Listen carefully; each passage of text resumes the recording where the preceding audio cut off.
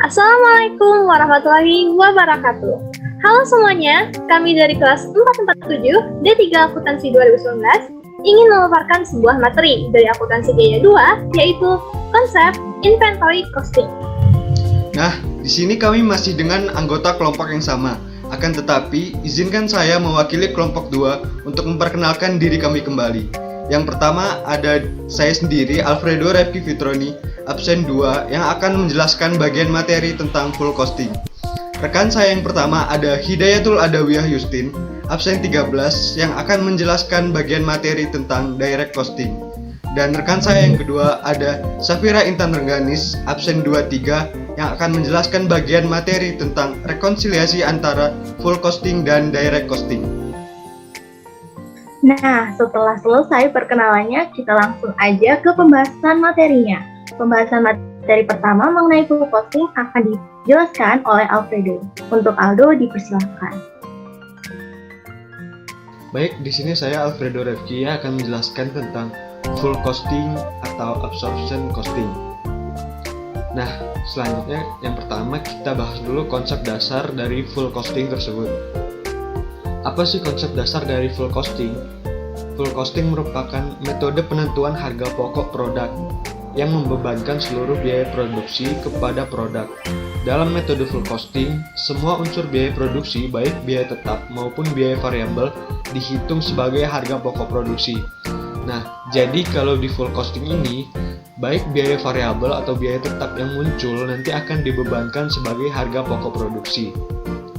Selanjutnya biaya produksi. Nah, biaya produksi itu meliputi apa aja? Yang pertama ada biaya bahan baku atau direct material. Yang kedua ada biaya tenaga kerja langsung atau direct labor. Yang ketiga ada biaya overhead variable atau variable factory overhead. Yang keempat ada biaya overhead tetap atau fixed factory overhead. Nah, selanjutnya ada variance. Variance ini nantinya juga akan mempengaruhi COGS sebuah produk karena akan muncul unfavorable dan favorable dari variance ini. Yang pertama ada material variance, labor variance, dan FOH controllable variance. Nah, ketiga variance ini berhubungan dengan biaya variabel sebuah produk sehingga akan ditutup ke COGS baik di full costing maupun di direct costing. Nah, jadi tiga variance ini bukan hanya mempengaruhi COGS di full costing tetapi juga bisa mempengaruhi COGS di direct costing. Yang kedua ada volume variance. Volume variance ini berhubungan dengan fixed FOH produk sehingga akan ditutup ke COGS di full costing. Nah, karena di full costing ini baik biaya variabel atau biaya tetap akan dibebankan sebagai harga pokok produksi, maka volume variance yang berhubungan dengan biaya tetap sebuah produk maka juga akan mempengaruhi COGS di full costing ini. Akan tetapi volume variance ini tidak mempengaruhi COGS di direct costing nanti. Nah, kita cari tahu dulu asal usulnya dari rumus volume variance. Ada budgeted fixed FOH dikurangi standard quantity for actual product dikali fixed FOH rate, atau units budget during the year dikurangi units actually produced during year dikali fixed FOH rate. Nah, jadi dari rumus ini kita bisa lihat ya, di sini biaya yang mempengaruhi adalah fixed FOH rate, yaitu biaya tetap FOH, sehingga akan berpengaruh di full costing saja dan tidak berpengaruh di direct costing nantinya. Selanjutnya ada format income statement full costing. Yang pertama kita cari tahu dulu salesnya. Sales itu dari quantity yang terjual dikali dengan harga jual produk tersebut, maka nanti akan muncul berapa salesnya. Lalu selanjutnya ada standard cost of COGS. Nah, ini terdiri dari 4 biaya tadi ya, ada direct material, ada direct labor, ada variable FOH, dan fixed FOH. Maka nanti akan dikali dengan jumlah produk yang terjual, maka nanti akan muncul berapa standard cost of COGS-nya. Selanjutnya ada material variance, labor variance, dan controllable variance. yang merupakan bersumber dari biaya variabel produk, maka nanti akan mengadjust COGS baik di full costing ataupun di direct costing. Selanjutnya ada volume variance yang berhubungan dengan biaya tetap FOH tadi, sehingga hanya berpengaruh di COGS full costing saja, tidak berpengaruh di direct costing nantinya. Lalu kita akan mendapatkan nilai adjusted COGS dari standard cost of COGS ditambah berapa nilai variance dari material variance, labor variance, dan controllable variance, dan juga volume variance. Baik unfavorable maupun favorable, maka nanti akan mengadjust COGS sehingga akan didapatkan nilai adjusted COGS-nya. Selanjutnya gross profit. Gross profit dari mana?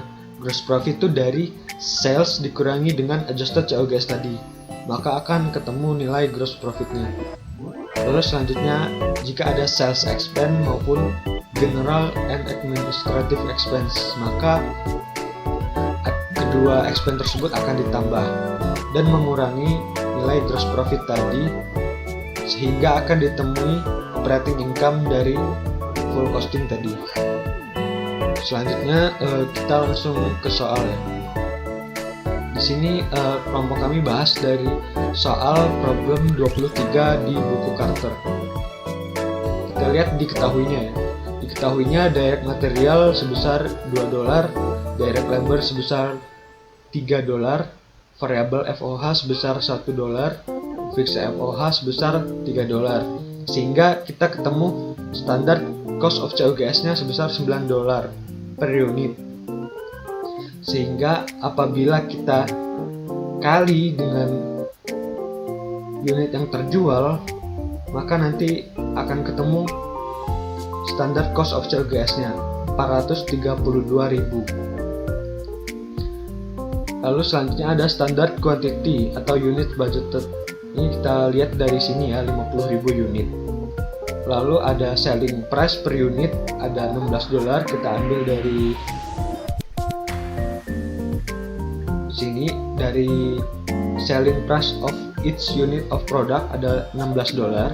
Lalu ada variable commercial expense per unit sebesar $1. Nah, sebesar $1 ini kita kali dengan 48.000 unit sehingga akan muncul $48.000.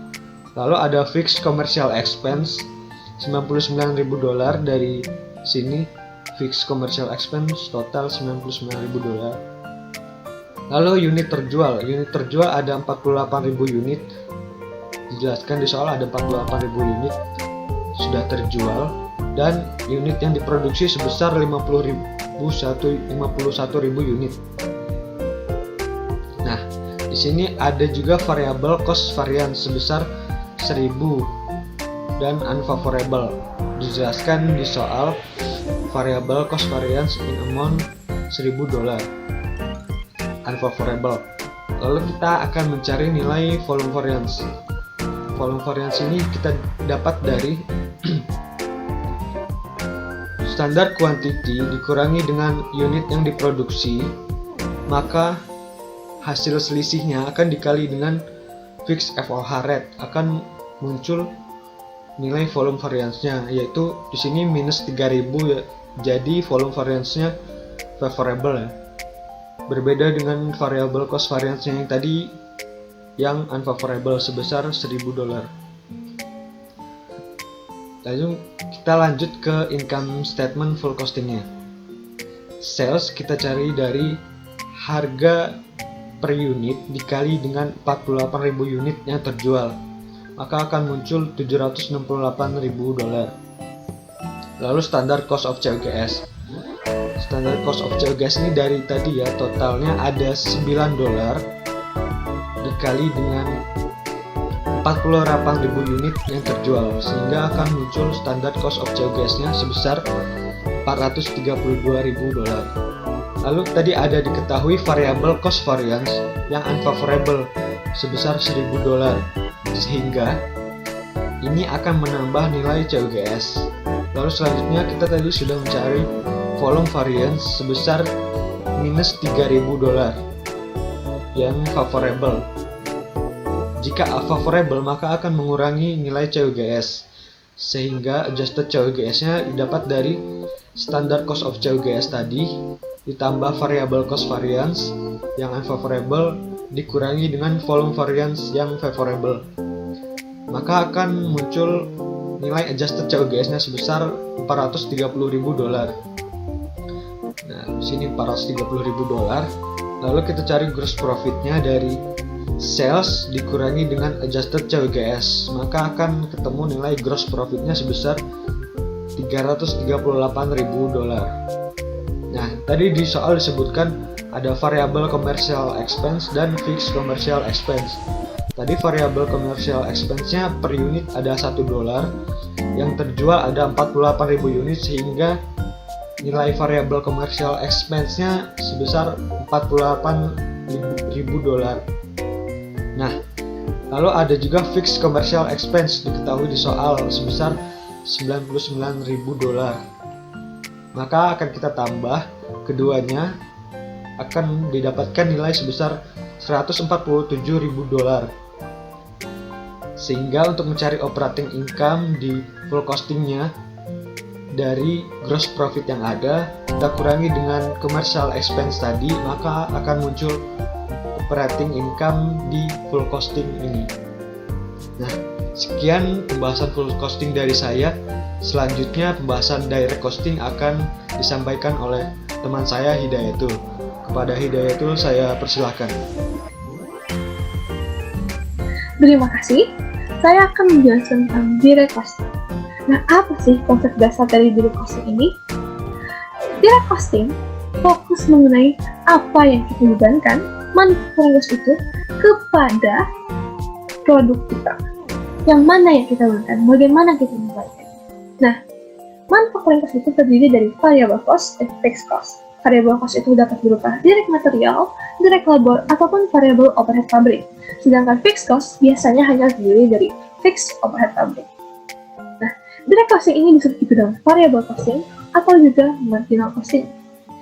Dianggap direct costing karena dianggap lebih mengambil biaya yang terlibat atau direct, sedangkan dianggap variable costing karena fokus kepada variabel yang berubah, dimana biaya yang terkait erat dengan aktivitas produksi dan perubahan level produksinya yang berubah tiap pada level produksinya, yaitu variable costing, sama juga dengan marginal costing.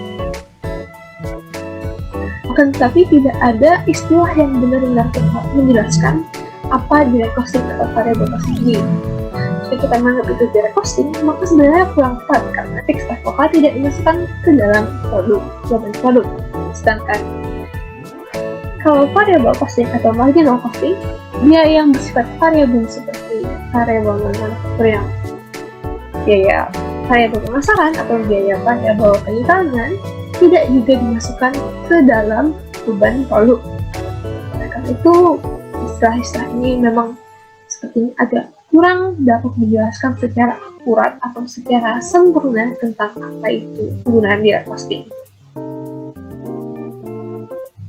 Nah, direct costing ini fokus pada biaya yang terkait erat dengan aktivitas produksinya, yaitu direct costing, dan perubahan level produksinya, yaitu variable atau marginal cost. Sehingga kita dapat yang digunakan adalah variable manufacturing cost. Seperti direct material, direct labor, dan variable inventory. Nah, metode ini adalah metode inventory costing yang memperlakukan variable manufacturing cost sebagai invariable cost. Hingga nantinya karena hanya variable manufacturing cost saja yang sebagai invariable cost, maka COGS akan hanya terdiri dari variable manufacturing cost saja. Sedangkan fixed FOK atau fixed overhead pabrik akan diperlakukan sebagai beban biasa atau beban dari periode ini karena lebih terkait dengan lama jangka waktunya. Seperti kita tahu, untuk fixed overhead pabrik biasanya itu akan berlaku tetap untuk selama setahun, untuk selama 1 semester. Nah, karena itu sering disebut juga dengan cost of period karena lebih terkait dengan periode itu sendiri. Nah, karena adanya pemisahan antara variable cost dan fixed cost akan mempengaruhi struktur laporan laba rugi kita. Dalam laporan laba rugi akan muncul yang namanya margin kontribusi, yaitu sales dikurangi dengan variable cost, baik berupa manufaktur dan juga non-manufaktur. Yang penting adalah seluruh variable cost terkait.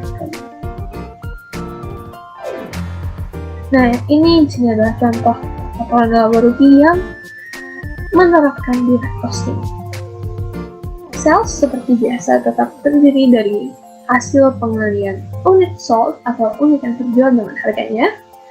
Kemudian COGS terdiri dari variabel manufacturing saja.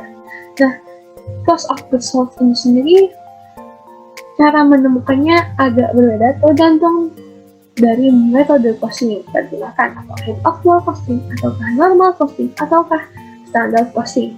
Di sini saya memberikan contoh berupa standar costing, oleh karena itu di sini disebut dengan standard cost of goods sold, di mana terdiri dari variabel manufacturing cost, yaitu variabel direct manufacturing cost yang berupa standard price dikali standard quantity of inputs, dan variabel manufacturing overhead cost-nya terdiri dari standard variable overhead rates atau tarif standar variable overhead dikalikan dengan standar alokasinya. Jika berubah metode costingnya itu menjadi actual costing atau normal costing, maka laporan laba ruginya akan menyelesaikan lebih detail saja, tapi hasilnya dari actual price atau actual quantity of input yang digunakan ditambah dengan tarif aktual variable overhead dikali dengan jumlah aktual alokasinya pada actual costing. Itu yang disebut actual costing. Nah, umumnya variance itu dibandingkan kepada COGS. Oleh karena itu, jika ada variance, maka kita akan masukkan ke dalam nilai COGS. Jika bersifat unfavorable, kita akan mengurangi alias menambah biaya. Jika bersifat favorable, itu akan mengurangi biaya, sedangkan jika bersifat unfavorable akan menambah biaya. Nah, dari penambahan atau penggabungan standard cost of goods sold dengan variance ini akan ada yang namanya adjusted cost of goods sold atau COGS yang telah disesuaikan. Nah, setelah kita menggunakan sales dengan adjusted COGS ini akan muncul yang namanya gross contributing margin. Mengapa disebut gross?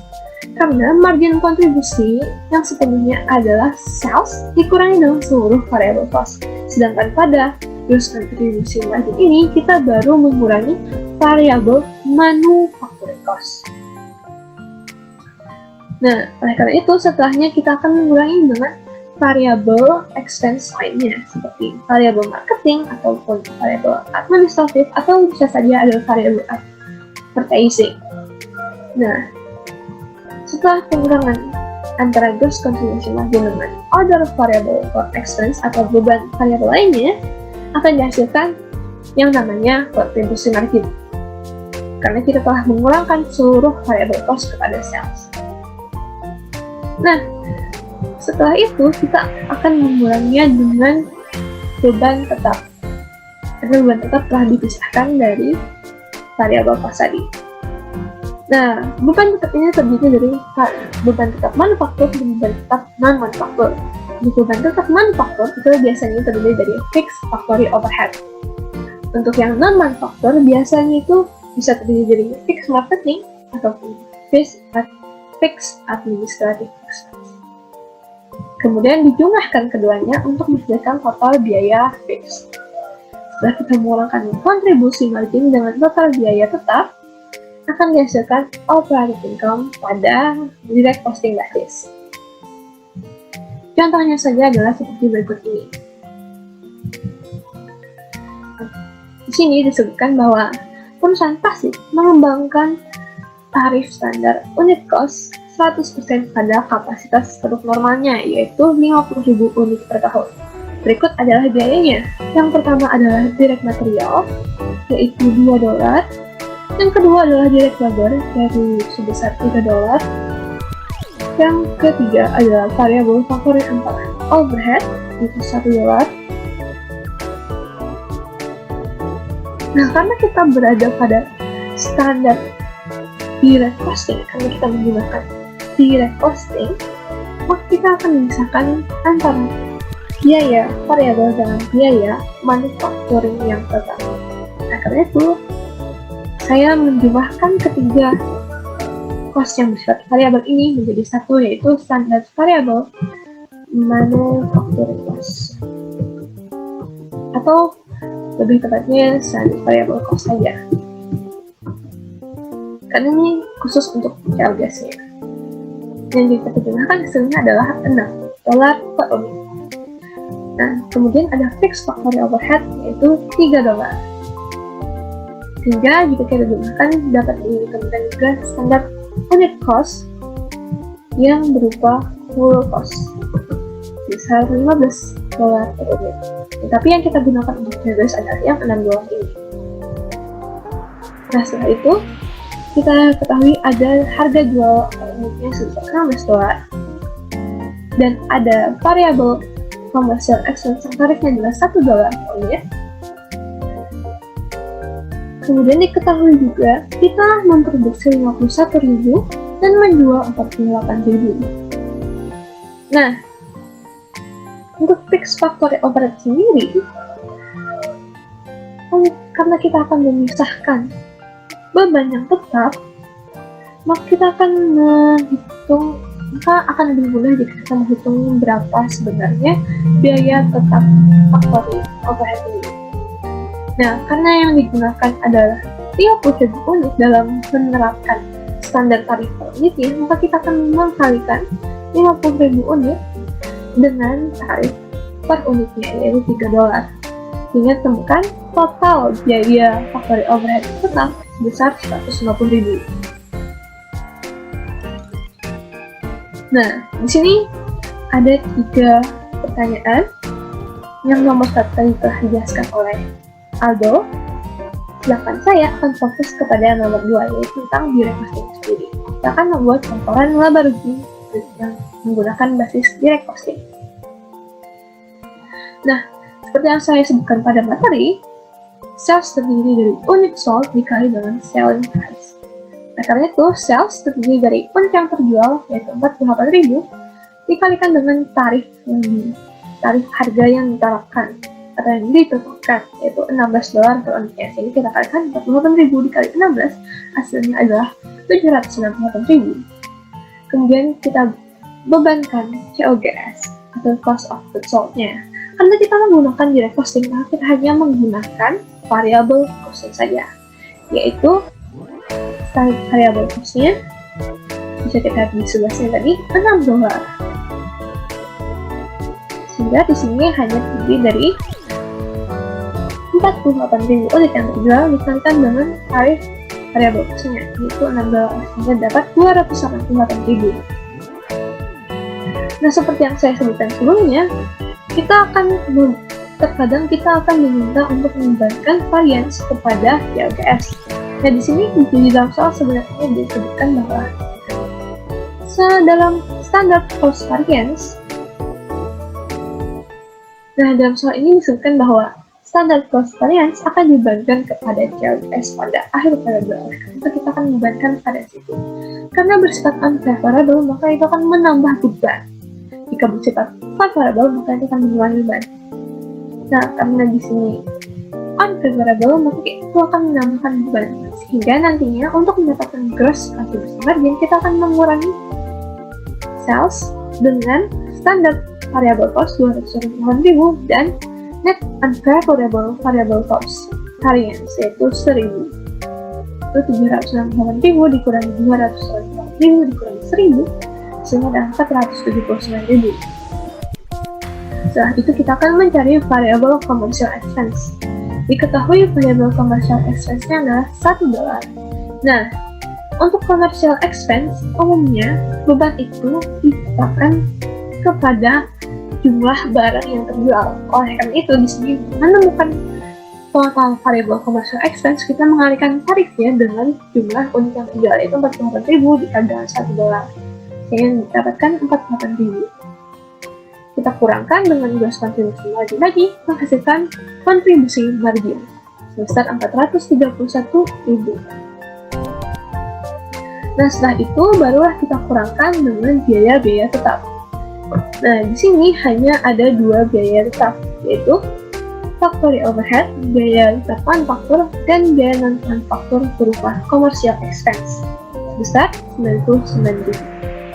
Nah, factory overhead tadi sudah kita hitung, di sini yaitu 150.000, sedangkan fixed commercial expense-nya sudah ditetapkan dari soal, yaitu sebesar 99.000. Sini tinggal kita masukkan saja ke dalam laporan laba rugi. Nah, dengan mengurangkan kontribusi margin tadi dengan semua biaya tetap, yaitu biaya factory overhead yang tetap ataupun biaya tetap commercial expense, maka kita akan mendapatkan hasil operating income dengan basis direct costing. Pada contoh ini, didapatkan bahwa operating income-nya adalah sebesar 182.000. Nah, saya harap sudah dapat dimengerti materi akan direct costing ini dengan contoh problem nomor 20 bagian 3. Berikutnya akan dijelaskan oleh teman saya, Safira. Baik, terima kasih untuk Ida dan Aldo yang sudah menjelaskan materi mengenai absorption costing maupun direct costing. Nah, selanjutnya kita bakal belajar bareng nih tentang rekonsiliasi. Dengan rekonsiliasi ini, kita akan tahu perbedaan operating income dari absorption costing dan juga direct costing. Di sini penyebab perbedaannya cuma satu, teman-teman, yaitu fixed FOH. Nah, pada absorption costing, fixed FOH ini akan dibebankan ke inventory dan menjadi expense ketika unit tersebut sudah terjual. Nah, kalau kayak gitu kita bisa simpulkan ya kalau fixed FOH di absorption costing ini merupakan bagian dari COGS. Kemudian pada direct costing, efek fixed FOH-nya di gimana ini? Jadi, pada direct costing itu fixed FOH-nya akan menjadi expense pada saat diproduksi. Jadi, nggak perlu nunggu unit tersebut terjual. Langsung aja diakui atau dibebankan. Nah, untuk menghitung rekonsiliasinya nih gimana sih? Ada dua cara. Aku akan bahas yang pertama dulu, yaitu inventory change in absorption costing dikurangi inventory change in direct costing. Nah, inventory change itu apa? Inventory change itu perubahan nilai inventory. Cara ngitungnya adalah ending inventory dikurangi dengan beginning inventory. Jadi akan kita ketahui perubahan di inventory tersebut, baik itu perubahannya berupa kenaikan maupun penurunan. Nah, yang kenaikan tuh gimana sih syaratnya? Kalau kenaikan nilai inventory itu berarti ending inventory-nya lebih besar daripada beginning inventory-nya. Kalau penurunan gimana? Kalau penurunan berarti sebaliknya, ending inventory-nya lebih kecil daripada beginning inventory. Nah, yang pertama kita hitung inventory change di absorption costing.